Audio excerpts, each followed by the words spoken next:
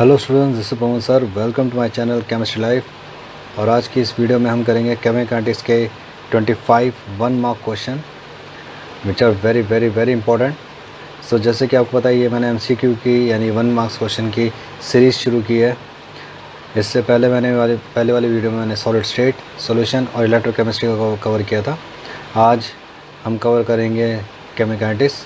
अगर आपने इससे पहले वाली वीडियो नहीं देखी तो मैं आई बटन में उसका लिंक दे दूँगा, डिस्क्रिप्शन बॉक्स में भी उसका लिंक दे दूँगा, आप वहाँ से देख सकते हैं। Don't miss any video, okay, क्योंकि हर एक वीडियो में मैंने बहुत मेहनत की है और आप ही के लिए बनाया हुआ है, तो इसका पूरा फ़ायदा उठाएं और अपने दोस्तों को फ़ायदा उठाने दें। सो मेक श्योर कि आप सब्सक्राइब करें चैनल को और शेयर ज़रूर करें। So let's get started. तो पहला क्वेश्चन है, in a chemical reaction equation H2 + I2 reverse to HI the equilibrium constant Kp depend on. हमेशा इक्विलिब्रियम कांस्टेंट टेम्परेचर डिपेंड करता है, प्रेशर कैटलिस्ट अमाउंट पे कोई इक्विलिब्रियम कांस्टेंट की वैल्यू डिपेंड नहीं करती। टेम्परेचर पे डिपेंड करता है, क्योंकि एक पर्टिकुलर टेम्परेचर में इक्विलिब्रियम कांस्टेंट की वैल्यू पर्टिकुलर होती है। ठीक है, तो यानी कि इसका जो आंसर आएगा वो आएगा डी। नेक्स्ट आपसे कह रहा है, if the rate of the reaction is express by this the order of reaction will be. तो यहाँ पे देखिए, अब वो यहाँ पे कह रहा है कि जो रेट है वो ये है। यहाँ पे ये जो है ये कांस्टेंट है के, तो के A2 एंड B, तो बेटा जो पावर होती है वही ऑर्डर बताती है, तो यहाँ पर आएगा 3 ऑर्डर। ठीक है, नेक्स्ट है, in a reaction to x y the concentration of x decreases from 0.5 to 0.38 in 10 minutes, what is the rate in molarity per second. तो बेटा देखो, जो रेट होता है, ठीक है, वो होता है कितना कंसंट्रेशन डिक्रीज़ हुआ है, 0.5 से 0.38, ठीक है, अपॉन में कितने टाइम में डिक्रीज़ हुआ है, 10, और सेकंड है तो यहाँ पर 60। ओके, क्योंकि यहाँ 2 है तो यहाँ पर आप इसको 2 से डिवाइड करेंगे, क्योंकि जो रेट होता है वो कंसंट्रेशन अपॉन में टाइम होता है, कितना कंसंट्रेशन चेंज हुआ है। ठीक है, अब आप इसको सॉल्व कर, जैसे आप इसको यहाँ पर सॉल्व करेंगे तो ऑब्वियसली आपका जो यहाँ पर आंसर आएगा वो आएगा ये। ठीक है, नेक्स्ट क्वेश्चन यहाँ पर जो पूछा, उसने पूछा decomposition dimethyl ether is a fractional order reaction, the rate is given by this, the pressure measure in bar, time in minute, what is a unit. देखो बेटा, रेट की जो यूनिट होती है प्रेशर केस में होता है प्रेशर अपॉन में टाइम। तो यहाँ पर एक प्रेशर है बार में, टाइम मिनट में, तो रेट की यूनिट होगी बार पर मिनट। ठीक है, तो आपने देखा कहाँ पर बार पर मिनट है, तो यहाँ पर सब जगह बार पर, इन दो में सभी में बार पर मिनट है। Okay, what is the unit of rate constant. देखो बेटा, यहाँ पर जो रेट आएगा वो आएगा K × P। तो रेट है बार पर मिनट और प्रेशर है बार में। ठीक है, यहाँ पर ये जो है 3/2 है, तो जब ये ऊपर आएगा तो ये हो जाएगा बेटा माइनस, बार के पावर माइनस, तो इसमें बी आंसर है बार पर मिनट, बार के पावर -½ और पर मिनट। ठीक है, अगला उसने क्या दिया हुआ, a reaction in which the reactant are convert into product follow second order. ठीक है, if the concentration R is increase by 4 time, what will be the increase in the rate of formation of P। देखो, कोई भी चीज़ अगर second order है यानी power 2 हो गई है, ठीक है, और 4 टाइम्स बढ़ा दिया, तो यानी कि क्या होगा, 4 की पावर 2 विच इज़ 16 टाइम, तो यहाँ पर आएगा 16, यानी कि सी पार्ट। नेक्स्ट यहाँ पे जो क्वेश्चन उसने पूछा हुआ है, now this question is very very very important. वगैरह इनमें से कौन सा जो रिएक्शन है वो फ्रैक्शनल ऑर्डर को रिप्रेजेंट करता है। देखो बेटा, फ्रैक्शनल ऑर्डर जो होता है वो सिर्फ और सिर्फ ये रिप्रेजेंट करता है। देखिए, फ्रैक्शनल ऑर्डर तभी रिप्रेजेंट होगा जब वो बैलेंस नहीं होता। ठीक है, जब बैलेंस नहीं हो रहा, बैलेंसिंग करने के लिए आपको हाफ या 1/3 1/2 यूज़ करना पड़ रहा है। द यूनिट और of rate constant for the reaction, इस रिएक्शन के रेट कांस्टेंट की यूनिट क्या होगी। अगर आप देखो तो यहाँ पे ये कौन सा ऑर्डर बेटा, थर्ड ऑर्डर है, तो थर्ड ऑर्डर में रेट कांस्टेंट क्या होती है, per mole square litre square per second. ठीक है, नेक्स्ट वो कह रहा है, for a reaction x + y give z, rate is depend on x, what is the molecularity. देखो, मॉलिक्युलरिटी हमेशा कितने रेटें टकरा रहे हैं उस पर डिपेंड करती है। तो 2 रेटें टकरा रहे हैं तो मॉलिक्युलरिटी हो गई 2, और जो ऑर्डर होता है वो रेट एक्सप्रेशन पर डिपेंड कर रहा है, तो यहाँ पे ऑर्डर है 1, तो इसका आंसर जो आएगा वो आएगा ए। ठीक है, क्योंकि पहला मॉलिक्युलरिटी पूछा, दूसरा ऑर्डर पूछा है। नेक्स्ट बोला है कि for a reaction NX gives us y, NX + y gives us z, ठीक है, the rate reaction become 27 times when the concentration x is increase to 3 times, what is the order. अब वो यहाँ पे पावर पूछ रहा है कि क्या पावर रखें कि 3 टाइम्स होते सर 27 टाइम्स हो जाए। तो बेटा यहाँ पर साफ साफ, जैसे मैंने अभी आपको कहा था कि जब कभी भी हम इसमें पावर देखते हैं तो यहाँ पर पावर क्या होना चाहिए, 27 टाइम्स हो रही है, यानी कि यहाँ पे उसने जो पावर का वो जो टाइम्स का वो कितना है 27 टाइम्स, और कितने टाइम्स इंक्रीज़ कर रहे हो आप 3 टाइम्स, तो यहाँ पर ऑर्डर क्या होगा 3, क्योंकि रेट इक्वल टू के एक्स की पावर 3 होगा, तो 3 की पावर 3 क्या होता है 27। Okay, general IQ।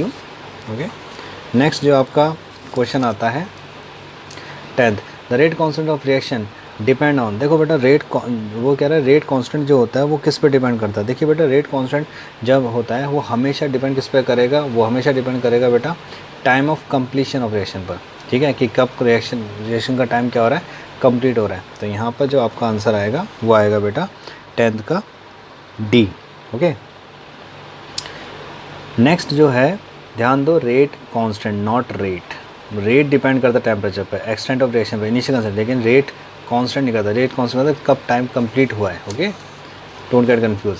Now this is again very important question. यहाँ पे वो कह रहा है कि बताओ रेट लॉ एक्सप्रेशन इसका क्या होगा। देखो बेटा जब कभी आप ऐसे इसे कहते हैं हम कॉम्प्लेक्सेशन, जो एक से ज़्यादा स्टेप में होता है। ठीक है, पहला इक्विलिब्रियम है तो पहले इसका इक्विलिब्रियम का स्टेप निकालो, तो के इक्विलिब्रियम क्या बनेगा बेटा, इक्विलिब्रियम कांस्टेंट ये बनेगा O2 इंटू O/O3। ठीक है, और बेटा सेकंड में स्लो स्टेप है तो उसका रेट लॉ क्या बनेगा, rate equal to K dash into में O इंटू में O3। ठीक है, अब आप चाहो तो यहाँ से O की वैल्यू यहाँ पुट कर सकते हो। तो यहाँ पर अगर मैं O की वैल्यू निकालूँ तो ये जो O की वैल्यू वो क्या आएगी बेटा, K इक्विलिब्रियम इंटू O3/O2, और इसको मैं यहाँ पुट कर दूँ तो मेरे पास जो रेट आएगा वो क्या आएगा बेटा, K dash K equilibrium O3 into O3/O2।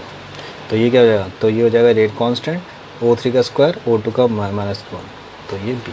ठीक है, नेक्स्ट आता है बेटा the unit of rate and rate constant for are same. कब सेम होता है बेटा, जीरो ऑर्डर के लिए सेम होता है, क्योंकि जीरो ऑर्डर में रेट इक्वल टू के हो जाता है। ठीक है, जीरो ऑर्डर में क्या होता है, रेट इक्वल टू क्या हो जाता है, के की पावर 0। ठीक है, नेक्स्ट जो क्वेश्चन आता है, हर एक क्वेश्चन को घर पे जरूर प्रैक्टिस करना बेटा, कोई डाउट आए तो कमेंट में मुझे लिख देना। Next the number of molecules of the reactant taking part in a single step. एक स्टेप में कितने मॉलिक्यूल रिएक्शन टेक पार्ट कर रहे हैं उसे हम कहते हैं molecularity. For a unimolecular reaction, अगर हमें यूनिमोलिकुलर रिएक्शन दिया हुआ है तो order molecularity of the slow step will be 1। Simple, unimolecular मतलब एक मॉलिक्यूल वाला। ठीक है, नेक्स्ट क्वेश्चन इसमें पूछा हुआ है the overall rate of reaction is govern by. किसी भी रिएक्शन का जो रेट होता है वो किस पे डिपेंड करता है। देखो बेटा, rate of faster intermediate step नहीं, sum of total of the rate of all नहीं, the average of rate of all the intermediate step नहीं, the rate of slow step. Yes, जो रेट होता है वो स्लोएस्ट इंटरमीडिएट स्टेप पे depend करता है। ठीक है, समझ आई बात नहीं है, याद रखना हमेशा कॉम्प्लेक्सेशन में slow step is the rate determining step. Now 16 question में यहाँ पे क्या था, order of reaction is decided by. किसी भी रिएक्शन का जो ऑर्डर होता है वो कौन डिसाइड करता है। देखो बेटा वो डिसाइड करता है मैकेनिज़्म, क्योंकि ऑर्डर और मॉलिक्यूलरिटी में डिफरेंस भी यही है मैकेनिज़्म का। ठीक है, ऑर्डर ऑफ रिएक्शन मैकेनिज़्म बताता है, मॉलिक्यूलरिटी नहीं बताता। ठीक है, नाउ नेक्स्ट आता है बेटा आपका 17 क्वेश्चन में उसने दिया हुआ है the rate constant in case of first order reaction. अब रेट कांस्टेंट जो फर्स्ट ऑर्डर रिएक्शन में किसके बराबर होता है, inversely proportional to the concentration unit, independent of the concentration unit. देखो बेटा अगर यहाँ पर रेट कांस्टेंट की बात की जाए फर्स्ट ऑर्डर की, ठीक है, तो ये इंडिपेंडेंट होता है कंसंट्रेशन यूनिट के। ठीक है, इंडिपेंडेंट होता है, ये डिपेंड नहीं करता। नेक्स्ट यहाँ पे कह रहा है 18 क्वेश्चन में हाफ लाइफ दिया हुआ है 10 मिनट। कह रहा है what percent of the reaction will be completed in 100 minute. तो बेटा हाफ लाइफ दिया, यहाँ से आप के निकाल सकते हैं 0.693 अपॉन में टी हाफ करके, फिर आप टाइम में पुट कर दो टी 2.303 अपॉन में के लॉग A0/A करके। परसेंटेज है तो ओरिजिनल आप 100, यहाँ पे ए निकालना है, टी आपको दिया हुआ 100, के आपने लिख दिया। अगर आप इसमें यहाँ पर वैल्यू को पुट करेंगे तो आपका आंसर ये आएगा। ठीक है, क्योंकि 10 से 100 मिनट की बात की गई है ना। ठीक है, तो लगभग उतना 100% कंप्लीट हो जाएगा टाइम।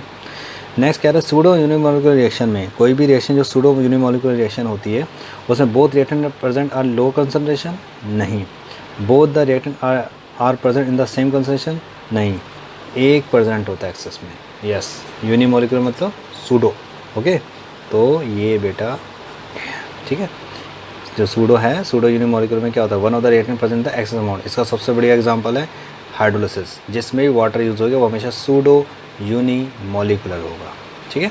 नेक्स्ट क्वेश्चन यहाँ पर दिया, a first order reaction take 40 minute for 30% completion, what will be its t half. तो बेटा टी हाफ 0.693 होता है। ठीक है, यहाँ से आपका टाइम आ जाएगा, यहाँ से के आ जाएगा, उसको आप इसमें पुट कर देना।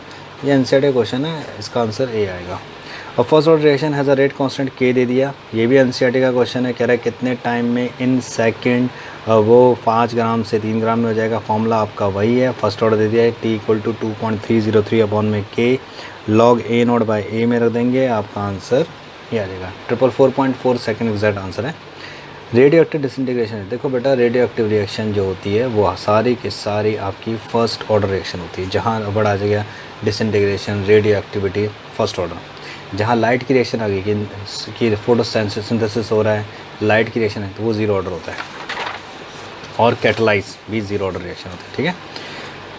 नेक्स्ट आता है a plot of log A minus x against time, ठीक है, is a straight line, this indicate that the reaction is of. देखो बेटा यहाँ पर कह रहा है conservation after time versus time, एक स्ट्रेट लाइन हुई है, तो वो कह रहा है कि बताओ यहाँ पर जो ये बता रहे कौन सा ऑर्डर बता रहा है, तो बेटा ये बता रहा है फर्स्ट ऑर्डर, क्योंकि फर्स्ट ऑर्डर डायरेक्टली डिपेंड करता है, तो स्ट्रेट लाइन आ जाती है। रेट इक्वल टू के हो गया ना बेटा, के रेट इक्वल टू के ए, तो रेट ये रेट है वर्सेस, क्योंकि लॉग का है ना, याद रखो लॉग जहाँ आ गया वो हमेशा फर्स्ट ऑर्डर होगा, ज़ीरो सेकंड और थर्ड ऑर्डर नहीं होगा, जहाँ लॉग आ गया बस इतने दिमाग में रखो। कुछ चीज़ें मैं बता रहा हूँ आपको, जैसे ये आपके पास है, अगर आपके पास यहाँ पर लॉग आ गया कंसंट्रेशन वर्सेस टाइम, तो हमेशा फर्स्ट ऑर्डर। ठीक है, चाहे ग्राफ ऐसा आ रहा है चाहे ग्राफ ऐसा आ रहा है, कोई फ़र्क नहीं पड़ता, लेकिन जहाँ आपको कंसंट्रेशन दे दिया वर्सेस वो हमेशा ज़ीरो ऑर्डर होगा, चाहे ग्राफ ऐसे दे दिया चाहे ऐसे दे दिया कैसे दे दिया। ओके। नेक्स्ट है rate of which reaction increases with temperature. कह रहा है इनमें से कौन सा रिएक्शन है, टाइप का रिएक्शन है जिसका रेट टेम्परेचर के साथ बढ़ जाता है। देखो बेटा एक्सो एंडो दोनों का बढ़ जाता है। ठीक है, रेट बढ़ता है। ओके, चाहे एक्सोथर्मिक हो या एंडोथर्मिक हो, रेट बढ़ेगा बढ़ेगा। नेक्स्ट आ जाता है activation energy in a chemical reaction is define as. Activation energy क्या होती है, देखो बेटा हर रिएक्टेंट को दूसरे रिएक्टेंट से टकराने के लिए कुछ मिनिमम एनर्जी चाहिए होती है। ठीक है, उस मिनिमम एनर्जी को हम क्या कहते हैं, थ्रेशोल्ड एनर्जी। लेकिन कई बार वो एनर्जी भी इनफ नहीं होती, तो हमें कुछ एक्स्ट्रा एनर्जी देनी पड़ती है, जिसे हम क्या कहते हैं, आपका एक्टिवेशन एनर्जी। ठीक है, अब ध्यान सुनो, जैसे ये ए है, ये बी है, ये सी है, इस ए को बी से टकराना है। ए की अपनी एनर्जी है 20 जूल, सी की अपनी एनर्जी है 30 जूल। ठीक है, और इसकी एनर्जी है 40 जूल। अब ए को बी से टकराना है, तो इसके पास है बेटा 20 जूल है, इसको 20 इसको कितना चाहिए, 20 जूल और चाहिए।